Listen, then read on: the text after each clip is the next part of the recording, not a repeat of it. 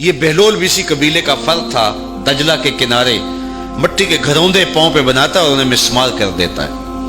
وہ کبھی آپ نے دیکھا ہوگا کہ بچے ریت میں اپنا پاؤں رکھ کر کے اوپر سے ریت تھپک لیتے ہیں اور پھر پاؤں ہولے سے نکال لیتے ہیں، بچ جائے تو بڑے خوش ہوتے ہیں، اور جب کھیل ختم ہو جاتے ہیں تو اسے گرا دیتے ہیں اپنے ہاتھوں سے۔ بہلول بھی اسی شغل میں لگا ہوا ہے۔ بہلول یہ کام کر رہا ہے، گروندے بناتا ہے گراتا ہے، گروندے بناتا ہے گراتا ہے۔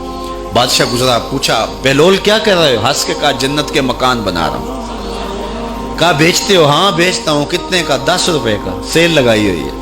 بادشاہ مسکرا کے گزر گیا، دیوانہ ہے، مجنوں ہے، اپنی موج میں لگا ہے۔ پیچھے سے ملکہ زبیدہ بھی آ رہی تھی، اس نے بھی دیکھا، کہا بہلول کیا کر رہے ہو؟ کہا جنت کے مکان بنا رہا ہوں۔ کہا بیچتے ہو؟ ہاں 10 روپے کا بیچتا ہوں۔ 10 روپے بادشاہوں کے لیے کیا ہوتے ہیں؟ 10 درہم نکالے، اس کو دیا، اس نے دریائے دجلہ میں پھینک دیا۔ فقیر اتنی دیر تک فقیر نہیں بنتا۔ داتا صاحب فرماتے جب تک مٹی کا ڈھیلا اور سونے کی ڈلی اس کی نظر میں برابر نہیں ہو جاتا۔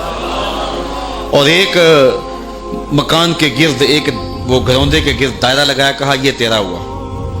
ملکہ گزر گئی، بادشاہ بھی چلا گیا۔ شام کو اپنے محل میں پہنچے، بادشاہ سویا، منظر جاگا کہ حشر کا دن ہے، پھر جنت کا منظر ہے، جنت میں بڑے بڑے خوبصورت مکان ہیں۔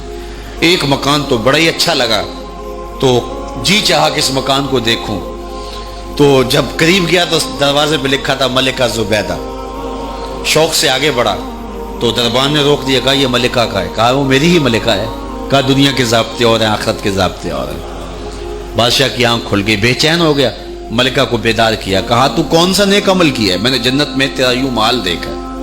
ملکہ کہنے لگی وہی معمول کی نمازیں، وہی سب کچھ، کوئی نیا کام تو میں نے کیا نہیں۔ ہاں یاد آیا، کل گزر رہی تھی، دجلہ کا کنارہ تھا، وہ جسے لوگ مجذوب کہتے ہیں، وہ جو دیوانہ کہلاتا ہے، وہ بہلول، وہ جنت کے محل کہتا تھا وہ بنا رہا۔ میں نے کہا چلو کوئی بات نہیں، فقیر ہے، 10 روپے کیا ہوتے ہیں، تو میں نے 10 روپے کا ایک محل خریدا تھا۔ بادشاہ سر پکڑ کے بیٹھ گیا، وہ تو مجھے بھی کہتا تھا۔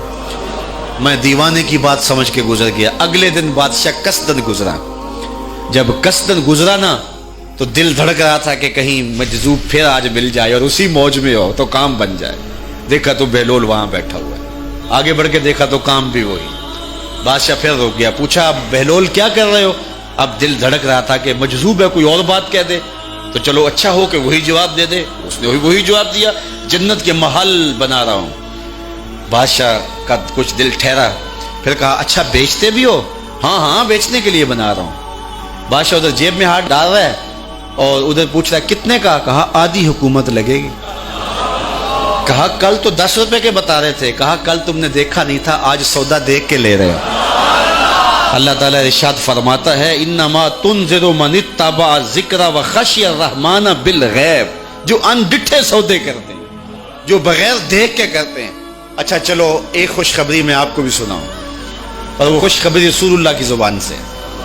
حضور نے فرمایا طوبی لمن رآنی وآمن بی وطوبی 7 مرات من لم یرانی وآمن بی۔ فرمایا صحابہ تمہیں مبارک ہو ایمان کی کہ تم نے مجھے دیکھا اور میرے اوپر ایمان لائے، اور کہا انہیں 7 مبارکیں ہوں جنہوں نے مجھے دیکھا بھی نہیں ہوگا اور پھر بھی ایمان لائیں گے۔ انما تنذر من اتبع ذکر وخشی الرحمن بالغیب فبشرہ بمغفرۃ واجر کریم۔ ان کو بشارت دے دیجئے بڑی عزت والے اجر کی اور خوشخبری بھی۔ تو جس اجر کو میرا رب بھی کریم کہہ رہا ہے وہ اجر کیسا ہوگا؟